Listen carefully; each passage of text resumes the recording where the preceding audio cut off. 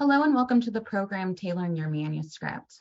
Today's session is the third part in GSA's Manuscript Writing and Reviewing Skills program. Next slide. This program was developed through a GSA workgroup of volunteer members from around the world. Next slide. I'm Allyson Graf from Northern Kentucky University, and joining me today to facilitate this workshop is Deborah Carr from Boston University and Brandy Wallace from the University of Maryland. Also helping us and assisting today is Judy Liu on the more technical aspects of today's programming. Next slide. We invite you to introduce yourself using the chat feature so we can get a sense of who's in the room with us today. And as we start seeing those responses flow in, a few matters of housekeeping. So the session is being recorded and will be archived on GSA's website. As a courtesy to the speakers, please keep your microphones on mute until the more interactive portion of today's session. Any questions that you do have while we are presenting, feel free to put into the chat and we will save time at the end to get to those questions.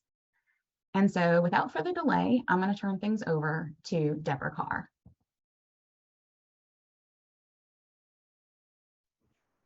Rico. Great. Well, thank you, Allyson, for setting off our conversation today. And we're looking forward to sharing some information and conversation about the topic of tailoring your manuscript for submission to a journal. Oops, page down.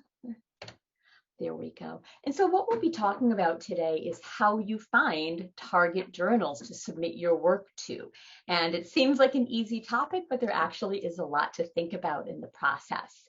And so in developing our slides, we were thinking about the needs of people at all career stages, but specifically early career. And so, sorry, I'm just going to make your picture smaller so I can read my slides here.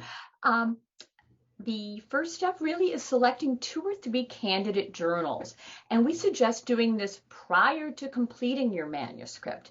And part of the reason why is that your choice of a journal might actually help to frame the front end of the paper. So for instance, if you're someone who studies families and mental health, if you send your paper to a journal more focused on family, you might play up family theory, whereas if you submit to a mental health journal, you might play up the theories of mental health.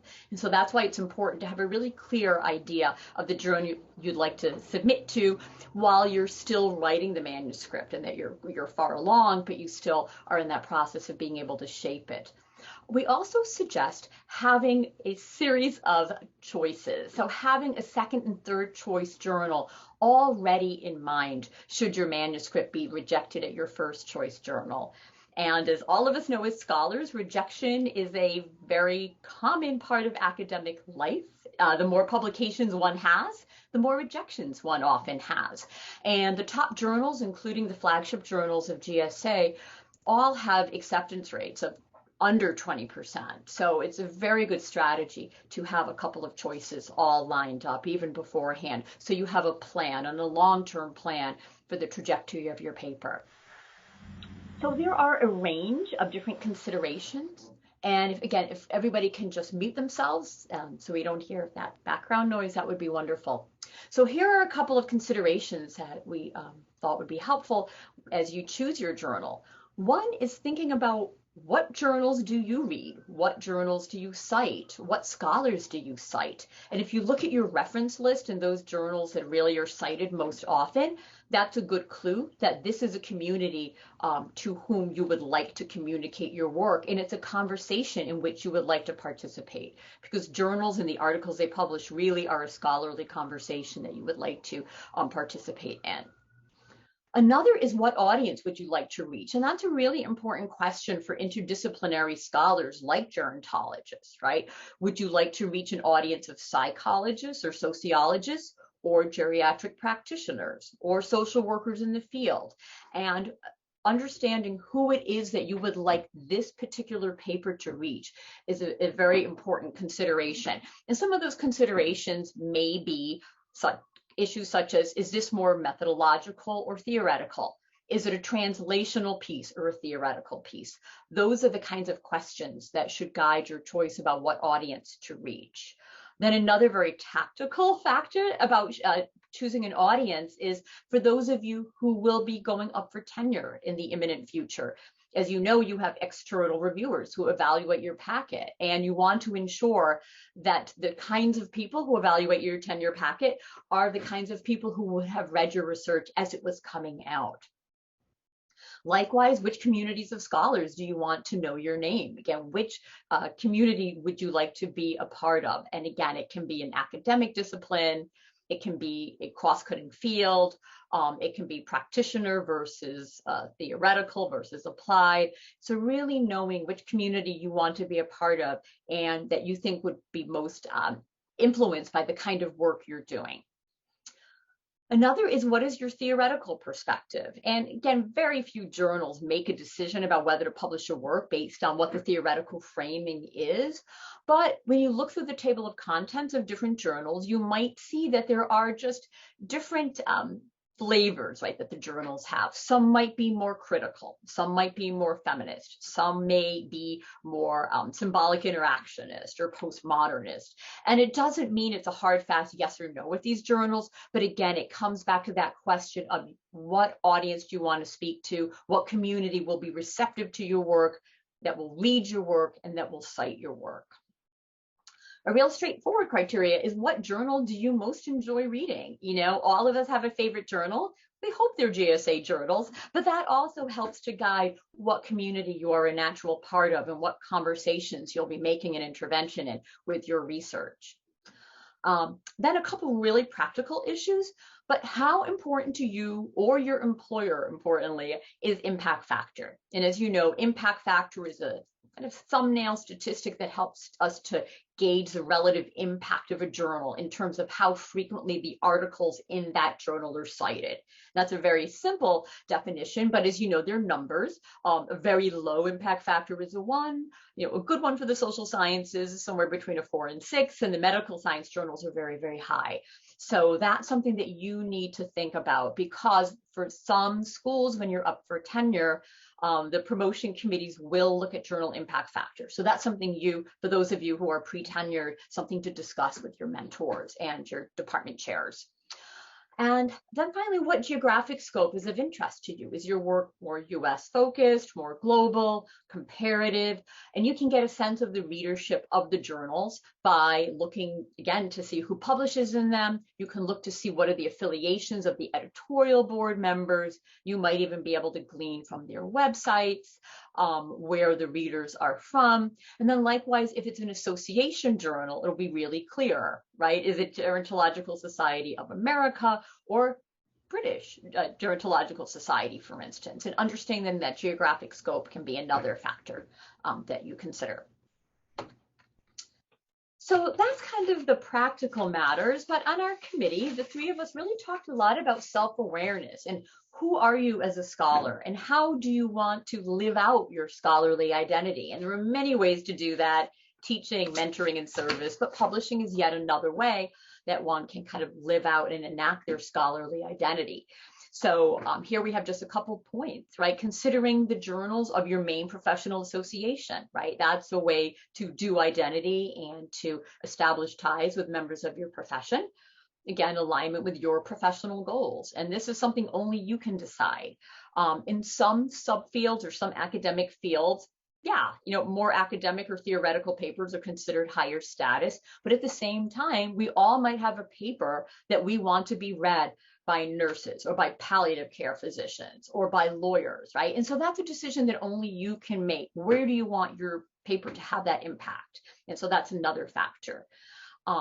Here's kind of a nitty-gritty one, but career stage matters, right?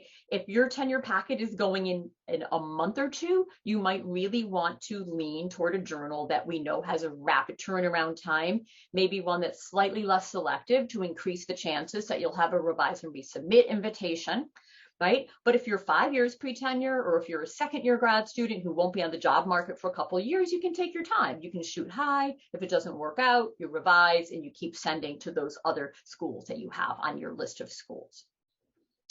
Then positionality. These are issues to consider. It may affect your choice of a journal. Again, speaking to the theme again of audience? Who do you want to communicate with? So we are all much more than authors and scholars, but thinking about positionality, how does your gender, race, gender orientation, social identity dynamics influence your writers, right? Again, what community do you want to speak with? And again, at the end of the day, your paper is a sign of you, and it doesn't matter where it's published, right? That PDF you'll have on your webpage, and you want it really to represent who you are. And partly that's tied to the journal, but that's partly tied to, again, doing work that's meaningful to you. So those are some general themes that we suggest that our authors consider. But then you do some evaluating, right? We all have our wish list of 10 possible journals, but then you do need to do a little bit of legwork, right? You might have a dream journal, but your paper might not be the dream paper from the editor's perspective. And here are just a couple of guidelines to help you do your research and homework and trying to suss out the best home for your paper. Do your homework. This is really important. I can say as an editor, the former editor of Journal of Gerontology, I would occasionally receive papers. And my first question was, have you ever looked at the journal? Like, this topic is not something we do. The paper is 10 pages too long. The referencing style is off. Those are little things, but they do matter. You want to show that you know about the audience in the field that is publishing in the journal. So go to their web pages and review their aims, right? They have very clear aims and scope. They might say whether they focus on theory versus method. They may say whether they consider a lit review or a scoping review or not. Those are really important things. Editorial board composition. Are these names of people you recognize and who you cite and who are from parts of the world that would be interested in the kind of work you do? That's another factor. Also looking at their recent publications, right? Getting a sense of, again, are you intervening in a scholarly conversation in an effective way? And looking at recent publications help you to figure out where your work speaks to that. And then finally, author guidelines. Your paper will be sent back to you really quickly if it's 10 pages too long or if your figures are wrong. And I know it's tedious, but whatever you can do to just meet the style guidelines in terms of length, word count, and formatting will just kind of save you more heartache at the back end. Other related points, and I think this is a really important one. Don't make assumptions that a particular journal, quote, doesn't publish a particular method. And this is something on the editor side we hear pretty often. Oh, this journal doesn't publish qualitative work. And as an editor, we can say, yeah, we publish qualitative work. We just don't get qualitative work. So the lack of publications using a particular method or focused on a particular topic, their absence doesn't necessarily mean the journal doesn't publish it.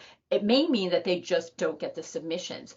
So it's worthwhile sometimes just sending a quick email to the editor with your abstract. You're not looking for a huge amount of input. You just want to know, is this the kind of paper that they might consider? And they'll let you know, hopefully right away, whether it's a fit or not. So those two go together. Another question that we often hear among potential authors is, should I send my paper to a special issue? This is a tricky one.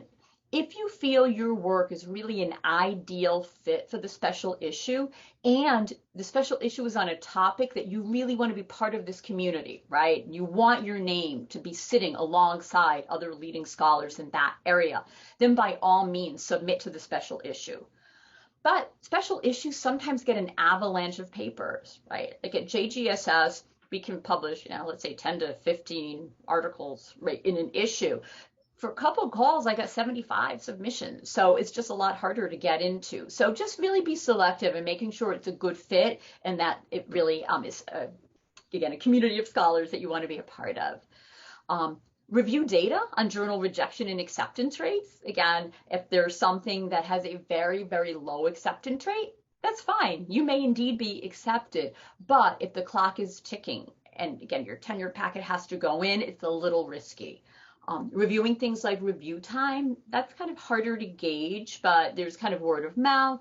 Journals have annual reports that they post that talk about how quickly they make a decision. What the lead time is between the time your paper is accepted and published. I know in some countries outside of the US for tenure, The PDF doesn't matter. They want that hard copy printed. So these are a range of just data points that you can find to help you make that decision about where to submit your paper. And then finally on this slide, a word of caution about predatory journals, right? You all may have gotten email invitations asking you to submit your work to a journal whose title is eerily similar to maybe a GSA journal. So maybe rather than the gerontologist, it'll be the Journal of Gerontologists. Some of those are predatory, meaning you pay to publish. They are not prestigious journals in any way. They're costly. They do not bolster your career, and it's not a place to submit. So if there's a title you're thinking of submitting to, feel free to consult your mentor, and they can help you to suss out, again, whether this is a legitimate journal or a less legitimate journal. Okay, so I'm being mindful of the time, so we have time for plenty of Q&A. So now we'll just touch a little bit on manuscript preparation, and we're going to go over these pretty quickly because I know they were covered at other sessions. But for manuscript preparation, just make sure you follow the style guidelines really clearly. Don't rely on your cover letter to say to your editor, my paper is a perfect fit for your journal. Show, don't tell. The abstract, the substance of the work should demonstrate why it's a good fit. Also, it's always a good idea to provide reviewer suggestions. That's very helpful to the editor to find reviewers who are friendly to the kind of work you're doing.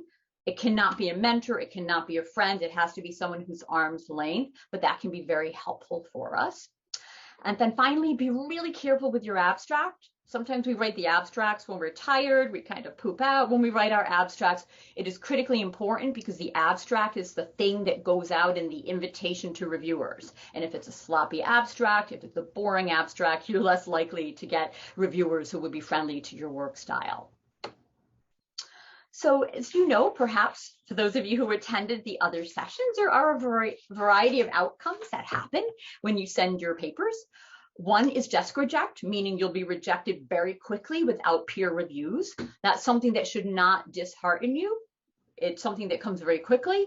And the main reason often is fit, or the main reason is it's not formatted properly. In some cases, it's clear that the quality is not meeting the bar, or it's a fine paper, but it's just not interesting enough to make that 15%.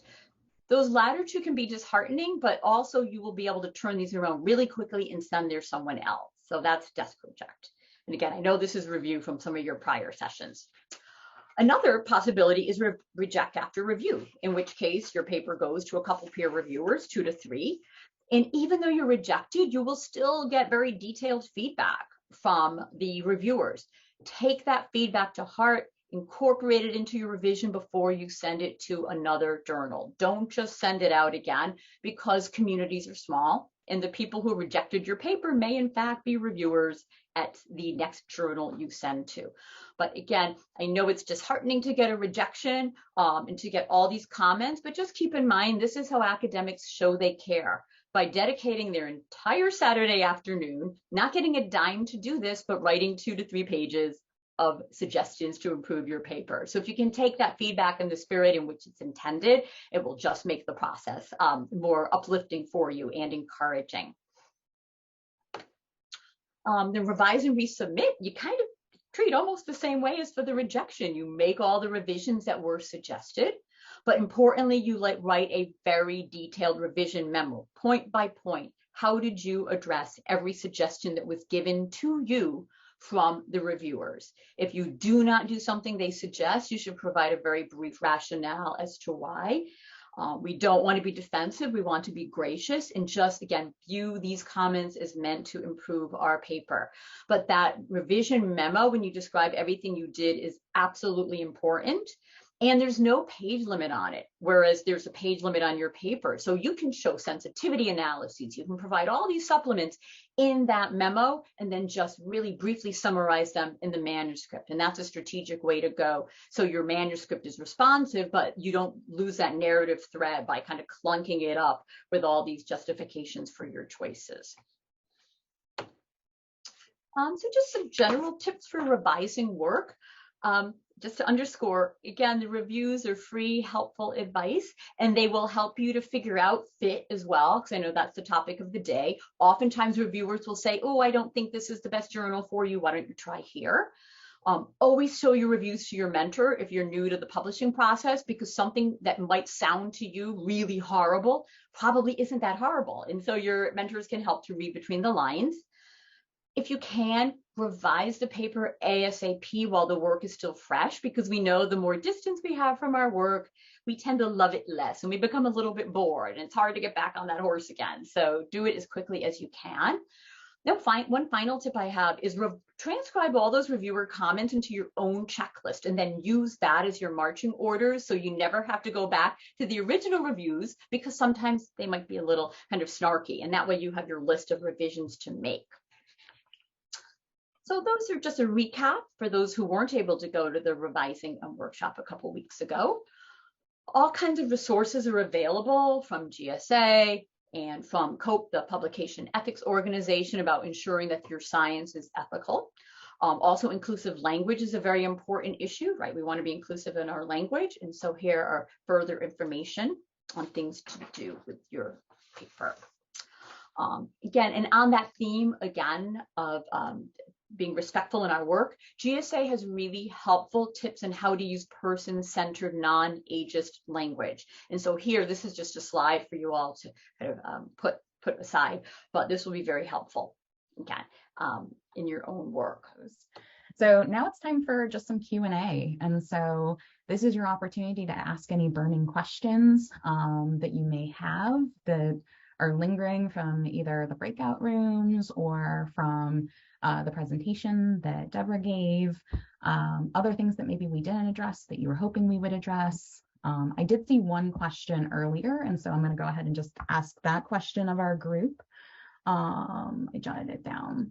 So if you learn, or a reviewer learns, that a particular reviewer had already reviewed one of your articles, are they unable to write a letter of tenure for you, or does this just apply to co-authors? And the person who asked this question, unfortunately, I didn't write down who asked the question, said that it might be helpful to know when suggesting reviewers if that's the case. So Deborah or Brandy, do you have an experience with us? Yes. It looks like it was Angie's question. So if someone just reviewed one of your articles, they absolutely can be a tenure reviewer, right? For tenure reviewers, it has to be someone who's arm's length. So if it's a co-author, if it's your graduate school mentor, someone that maybe is a consultant on your grant, it would be no. But if they reviewed your work as a reviewer, or even if they're the deputy editor or editor-in-chief who made the decision, absolutely. In fact, they're very good choices, because if you know that they wanted your paper accepted, they can say things like I do all the time in tenure letters. I'm sure I've written some of yours, like, I was aware of their work before I received your invitation, and it's a pleasure to see, because I read it at the journal, pleasure to read their whole packet all in tandem. So yeah, it's absolutely okay. It's kind of quasi-problematic that someone told you who reviewed your paper, because it's supposed to be anonymous, but sometimes the reviewer does it yourself. Or you're like, hey, I loved your paper, I reviewed it. So as long as you got that information in a legitimate way, like totally fine. Yeah. Do others who have been on the tenure review side as either a tenure faculty member or chair or dean, do others have thoughts regarding that?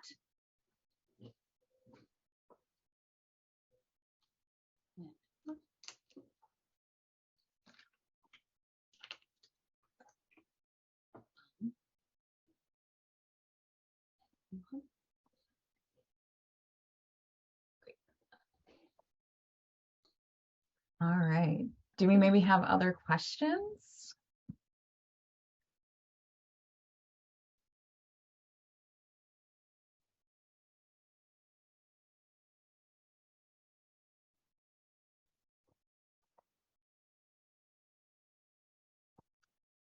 All right, we have one in the chat here. So I've seen a couple of websites where you can input an abstract or keyword of your study and find journal recommendations. Any suggestions for legit good ones?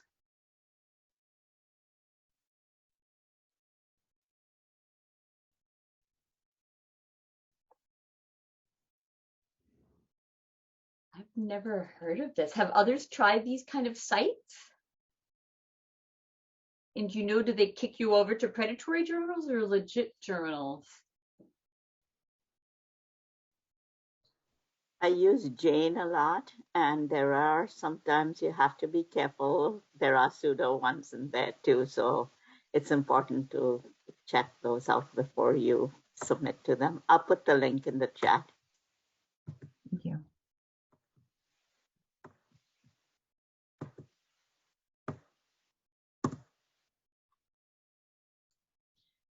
So I'll just throw out there, in our group, we were discussing, because we took a bit of a different approach.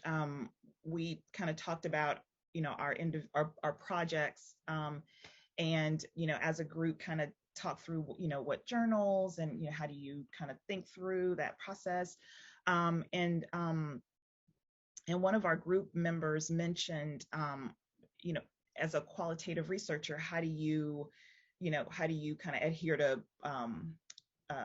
length, right? The restrictions that are placed on that. And I gave the advice of, you can contact the editor and see if they would be willing to allow you to go over. And then Dr. Mendez mentioned kind of a part one and part two, that some journals will allow you to do that. And then she also mentioned something interesting about journals might try to, edit it on their side, and will, try to get you to pay for it. And so I wonder if she might speak to that a little, because I've never had that happen. Sure. I was concerned explaining to them there are a lot of now British journals and European journals that are targeting American authors. And basically they tell you they've accepted it. And then they say, in order to fit the requirements of our journal, we have an editing requirement and you have to pay to get it edited. And my response was, this is copyrighted, my property, so I do not wish to submit to your journal, and I pulled mine off. But that's nearly, a year or 18 months of work that, you're waiting for a response from the journal. I just was cautioning the members of our small breakout room to be careful, because these, as I said to Dr. Wallace, they come in the middle of the night because of the time difference from Europe to United States, and you're like, oh my God, somebody accepted, and you don't read the, all the details and get caught into this scam that is going on. Yikes. Well, thank you for sharing the cautionary tale there, because I think that sometimes that's things that it's interesting, all the schemes and the ways that people dream up to prey on our hopes and dreams. Based on this conversation, I guess I have a question, maybe for my more seasoned colleagues. The idea of transfers. So if you have a journal that decides, or that says this isn't a great fit for us, but we want to push this on to a transfer service, what are takes or experiences with that?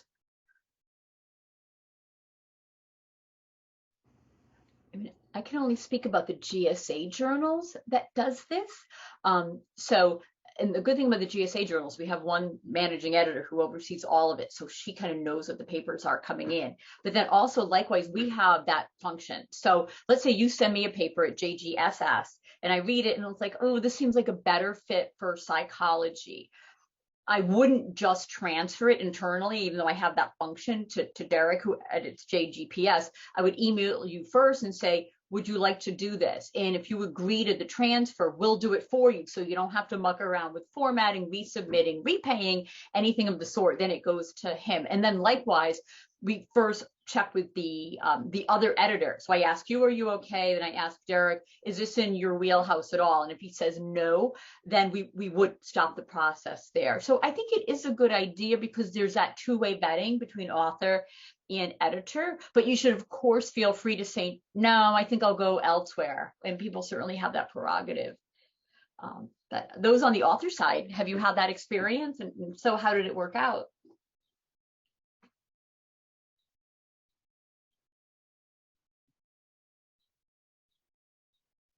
I have had that experience recently, and in our group, I was just talking about a paper that I'm trying to get it submitted, and it was for actually this manuscript, and I want this manuscript to be introduced to a particular audience, and all the journals that they were wanting to transfer it to were not that audience, and so except for one.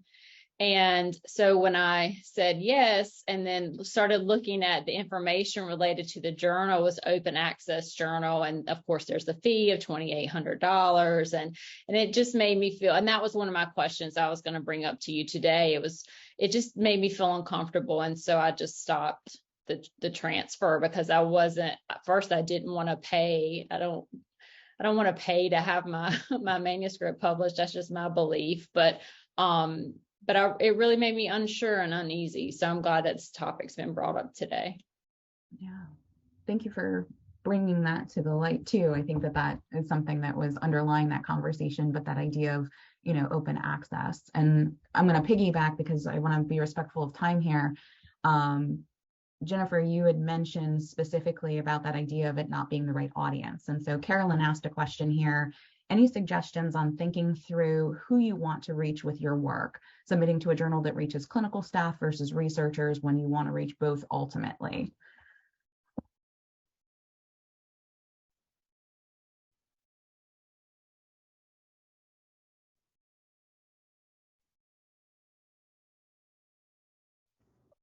It's a great question. I mean, one possible solution is sometimes you have a project and you think it's one paper, but it's actually two papers.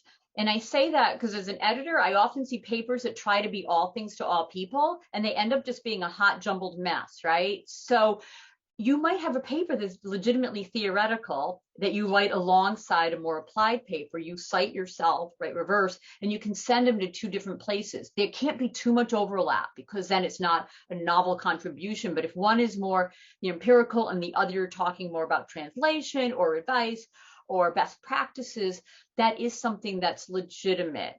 Or alternatively, what some people do is you just go big guns on disseminating your own work, tweeting it to those audiences you want to reach, working with your your PR office at your university, working with the PR folks at Oxford Press, for instance. So that's another thing, that if you publish in Journal A, but you think community B needs to see it, you could kind of pull out all the stops with social media, sending it to a couple thought leaders in the field, and that might be yet another backup plan.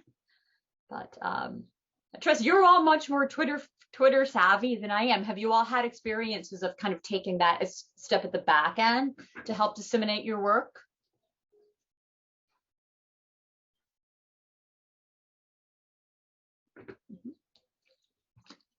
Deborah, I'm just going to say, I think that's a brilliant observation and way to approach it. And I think about that idea of you should be able to communicate your research to two different audiences, right? You should be able to deliver it at the academic scholar research level, but also break it down for a lay community. And so that idea of how do you transition or how do you break that down, it's a skill set like anything else. And so I think that we definitely have more tools at our disposal now to do that through things like Twitter. But even if you want to use like your local, who's the audience locally that could potentially benefit from that information, and how can you make that maybe a university event if you're tied with a university, or some sort of an outreach if you're with a different type of organization. So we have a minute left, and so I think this is probably a good stopping place for us, unless there are other burning questions. Thank you so much for attending today and for participating and joining us. And please continue to reach out if you have questions or need anything. So this does conclude today's program.